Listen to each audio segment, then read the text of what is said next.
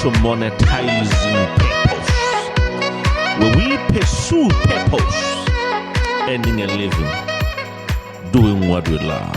Let me repeat that again. Where we pursue purpose, earning a living, doing what we love.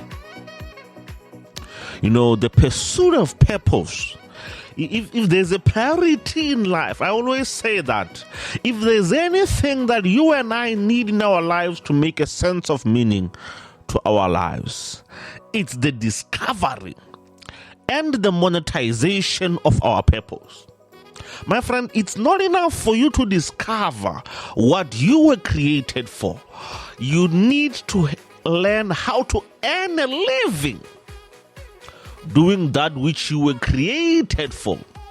If you are going to enjoy yourself and get the greatest fulfillment and joy in life of doing this thing, then you and I need to find a way to earn a living doing what we love.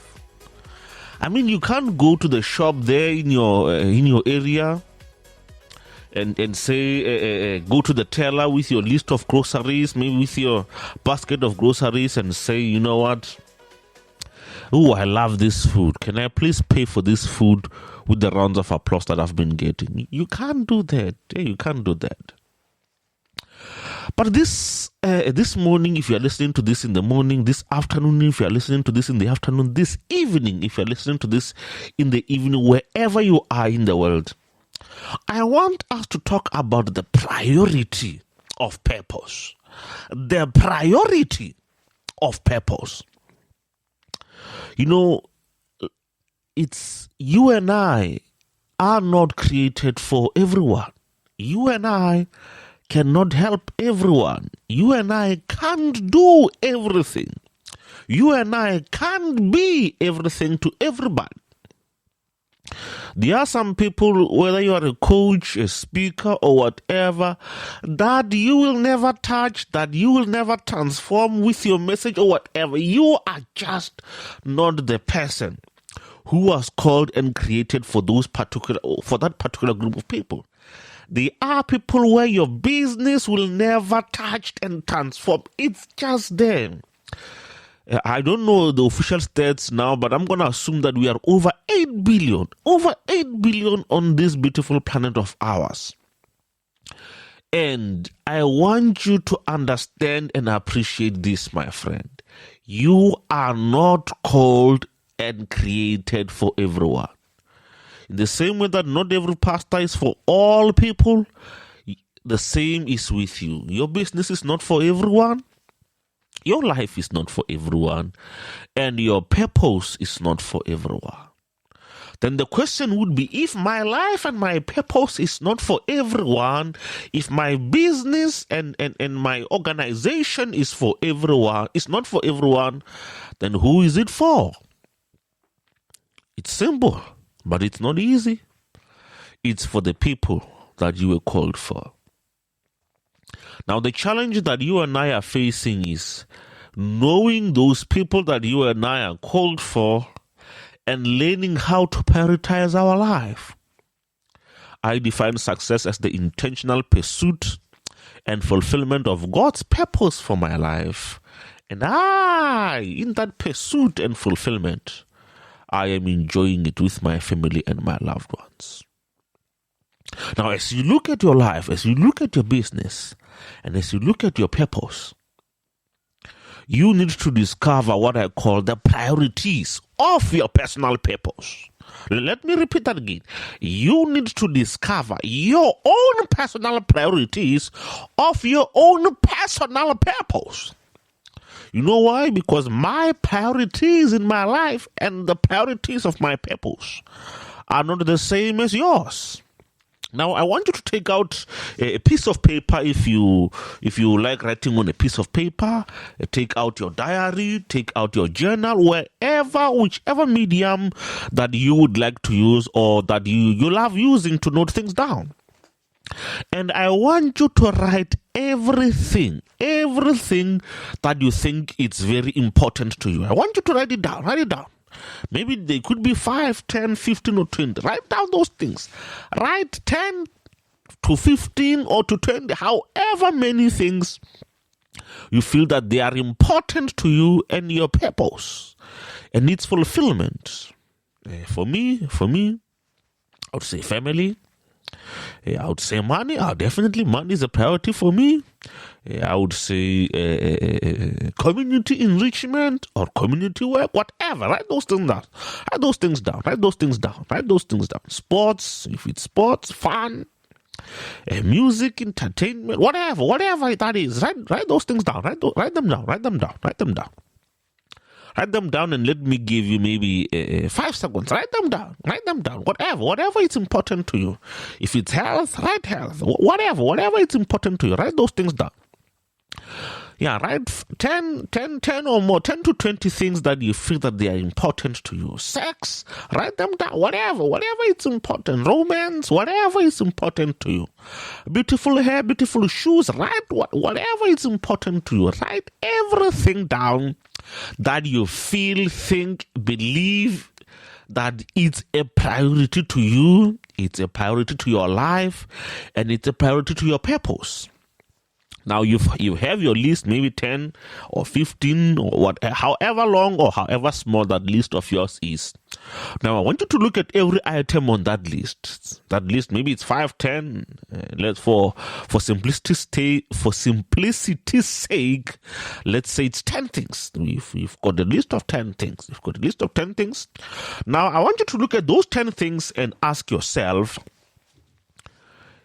if I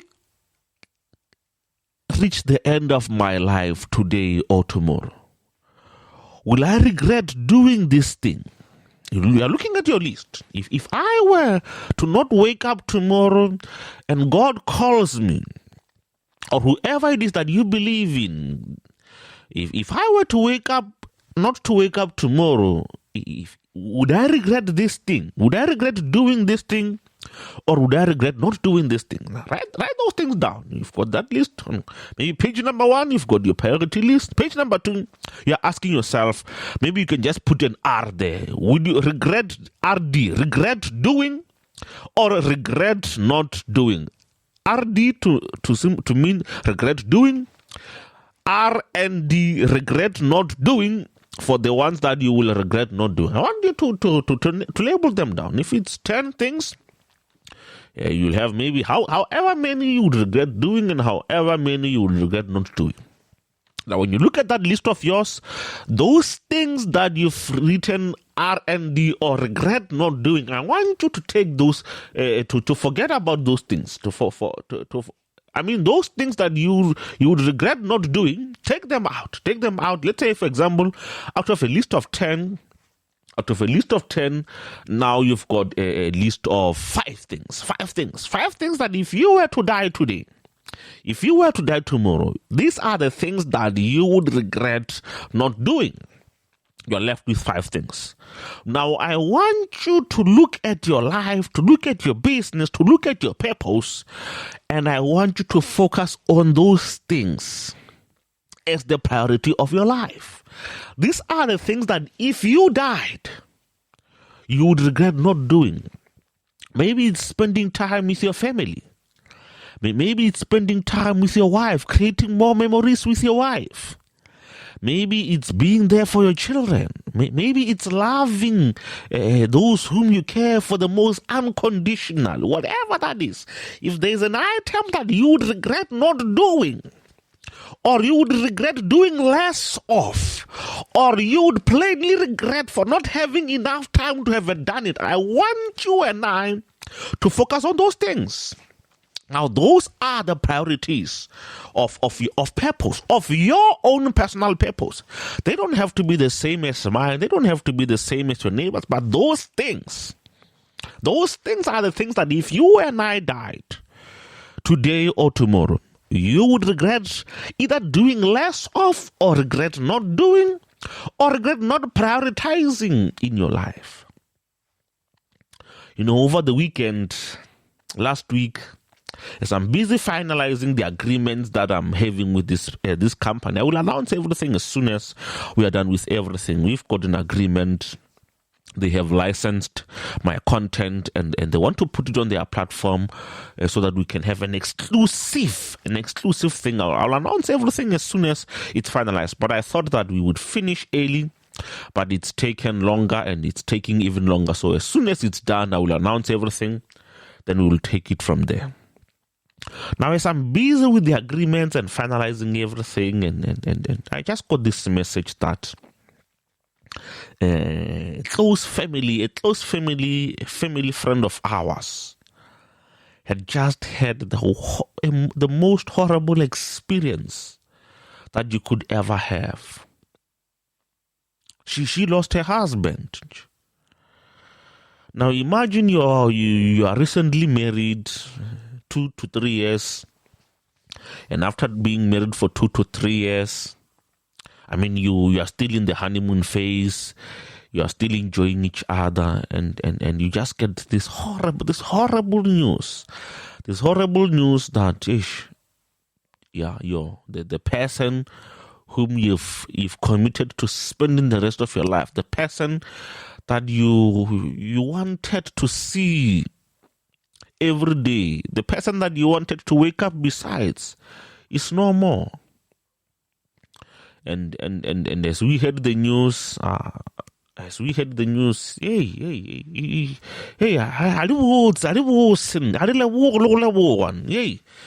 these are hard news, and the week passed by. We tried to help where we could.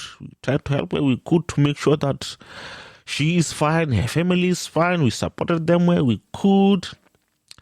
And the day of the funeral came. And I remember the funeral was supposed to start at 7 a.m., but it didn't start at 7 a.m. And because it's Sunday morning, the funeral was being held on Sunday morning. I couldn't go there early in the morning. I had to go and do my church duties. I had to go to church, set up the sound, clean the church first before I could go to the funeral. And while I was busy with that, I was late for the funeral. I think I was 30 to 40 minutes late to the funeral. And when I got to the funeral, I saw, when I entered the church, I saw this beautiful, I'm not, I don't know if I'm colorblind or whatsoever, but sometimes they say that I don't see the right colors.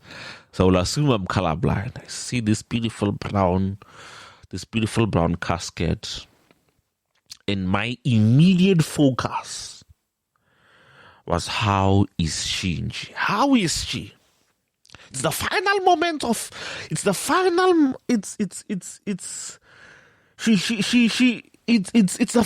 moment that she has to see this casket where her husband is laying in there. It's the last few hours before we send him to the ground. How is she feeling? That's what was on my mind. And I remember as the pastor preached the sermon, and as I'm thinking about this family friend of mine that I love very much, as I'm thinking about her, I'm trying to put myself in her shoes, because I know that there's nothing that I can say that would make the pain vanish. There's nothing that I can say or do that would make it seem to take any pain. There's no scripture that I can quote, or there's nothing that I can do. I know for sure there's nothing that I can do, say, or try to do that would make this moment easier to bear and easier to go through.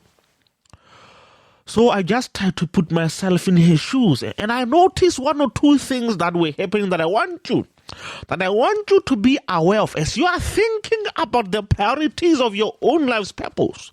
I want you to be aware of these things so that you don't prioritize the things that are not important in your life. And as I see her, and as I take a moment, I put myself in her shoes, and I remember that a few months ago I just buried my own grandmother, a woman I loved very much. And as I tried as hard as I could to keep the tears from flowing in my eyes, I'm just there and I'm thinking about her, and I'm thinking about the pain that she must be going through and all those beautiful things. And I remember the pastor is done with his sermon. Now we are continuing with the proceedings. We are taking the casket into the hearse so that we could go to the graveside. And there are one or two groups of people that I want you to be aware of. The first group was the people who couldn't wait for the funeral to end so that they could have their church service. This is group number one. This is people who couldn't wait for the funeral to end so that they could have a church service on Sunday.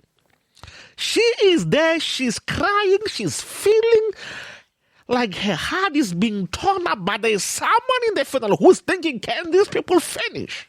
I want to get to church and be done with this. That's group number one. These are the people who can't wait for the funeral to finish because now it's almost a few minutes towards their church service. That's group number one. Then there's group number two. Group number two is the people who are dancing. In the funeral, they are playing a chorus. The band is playing some music, but they are there dancing. They are dancing. They are enjoying themselves. And she's there. And I see her mother. I forgot if it's her mother or if it's her aunt. She's covering her. She's wearing a blanket. She's just in pain. She's just in so much pain. She just lost the man she thought that she was going to spend the rest of her life with. But someone else on the side is dancing. Someone else on the side can't wait for us to be out of the church and be done so that they can have a church service. Then group number three, it's the ones who are busy on their phones, checking WhatsApp, checking Facebook, checking all of their social media to see if there's anything interesting. Checking if there's anything interesting there. That's group number 3 or number 4 that's on social media. Then there's group number 5, if it's number 4 or number 5, who can't wait for the funeral to end because they are hungry, they want to eat. Then there's group number 5, the community, who just want us to be done with everything so that the traffic would flow and they can go and do whatever it is that they are doing with their lives. Now look at these 5 people. Now, in 30 to 40% of, 80 to 90% of the people that were there in the funeral, they don't care. They are not there in the funeral because they care.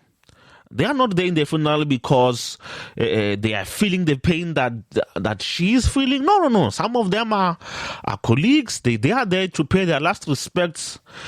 Not because that they are feeling the pain or because they want to. It's a requirement. You were chosen work to be there in the funeral. Someone is just there because they are a community member and they want that when their time comes, when they are gone or someone in their family is gone, they want someone to be there and represent them. In all of these people, 80 to 90% of them, they don't care. They're just there for their own things. But there's 10% or less who are directly affected by this. And I don't know how she's going to sleep or how she's been sleeping for the past few days. But what I can tell you for sure, and for free, the pain, there's nothing that can compare. All she's left with right now are the memories. All she's left with are the memories she made with her husband. All that's left, all that his children are left with are the memories that they've had with their father. All she as a wife is left with are the memories that she's had with his husband. But for everyone else, their colleagues, when they get to work on Monday morning, HR is going to issue a notice that we've got an open post. We are looking for someone to fill his post. The community members, they would have forgotten about him and the pain that she's going through. Everyone else will be back to normal, but their family will never be back to normal. Now, I want you to think about this as you are pursuing your purpose and as you are pursuing the fulfillment of your purpose. I want you to evaluate and audit what and who are you prioritizing that you shouldn't be prioritizing. What are some of the things that you are spending your time doing? What are some of the things or the people that you are spending your time entertaining that really don't matter? Or that really won't matter to you, that won't really matter to your family and your loved ones? Because sometimes we tend to prioritize people that we never matter to. We were just an inconvenience, if I may use this word. There's some people I know that I'll never matter to. There's some neighbors of mine that I know that I'll never make an impact to, as much as I would try to think that I'm an impact. But I know there are people in my life that I will never touch. There are people in my life that I know that I'll never transform. There's just no way that I can be of assistance to them, and the same is with them. Now, as you look at your life and as you look at the short time, we tend to think that we've got all the time in the world, but we don't. We tend to think that we've got all the time in the world, but we don't. You don't have all the time in the world. So you have to choose how you spend your time and the things and the people that you invest your time in and with. You've got the list. Now check, how much time am I spending on these things? If it's really important to you, prioritize it. If you know what, if you were to die, you'd regret not spending enough time with your wife. Make sure that you allocate enough time for you to make memories with your wife and your kids. If you would regret not building the business the way that you want it to be built, make sure that you allocate enough time for you to build that business. If you would regret not having quality time for yourself, by yourself, make whatever it is on your top priority list that you would regret not doing at the end of your life, that you would regret doing less of at the end of your life. I want you to allocate enough time to. Because at the end of the day, some of us, we were there in the funeral, we were thinking about what are our friends saying in social media. Maybe some of the attendees, maybe they were taking pictures and posting on social media to show people that they were attending a funeral. Some took pictures to show them at work that I was at the funeral. But everyone had their own agenda. But she and their kids felt the most pain. And those directly affected by the funeral, the close family members, they are the ones who are the most affected by the pain of the loss. The pain of the loss. And the rest of us, 90 to 95% of us, we were not directly affected. We can sleep peacefully at night, not even thinking about him, not even thinking about her. It sounds harsh, but that's the truth. Some of us, we can sleep peacefully at night while she's thinking about his warmth besides her each and every night that she's going to miss for the rest of her life. Yeah, it's very painful. Now, as you look at your life, as I conclude, as you look at your life, is it really worth it for you to sacrifice the time with your family and your loved ones for us, for strangers?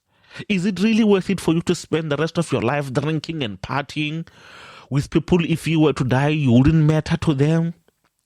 Is it really worth you spending most of your time at work, going out with your colleagues while your kids have no father, while your kids have no mother? Is it really worth it for you to spend your time in church criticizing people, speaking bad about people? Is it really worth you spending all of your time at church while your children have no father, while your children have no mother? Is it really worth you spending every moment of your time being there for everyone, counseling everyone, helping them with their marital problems, helping them with their financial problems, while your own mother, while your own father, while your own brother, while your own sister is suffering and they don't have their act together? Is it really worth it to help everyone else's kids get their life in order and in check while your own children's lives are a mess and they are not in order and they are not in check? Is it really worth it? Is it really worth it to be a father to everyone in the community as a community leader and have your children have no father at all? Is it really worth it for your children to see you as the role model in the community, doing everything for everyone but not doing anything and not doing enough for us? Is it really worth it? If you were to die and all your children have is the resentment that I never had a father, I never had a mother, is it really worth it? Is it really worth it that at the end of your life, the people who are going to be affected the most, the people who will feel the most, is it really worth it? At the end of your life, to hear your son, to hear your daughter say, I never knew my father. I don't know the man that I'm burying there. I don't know the woman that I'm burying there because he was never there for me. When I had my own problems, when I was being bullied at school, he was not there for me, but he was there for everyone else in the community.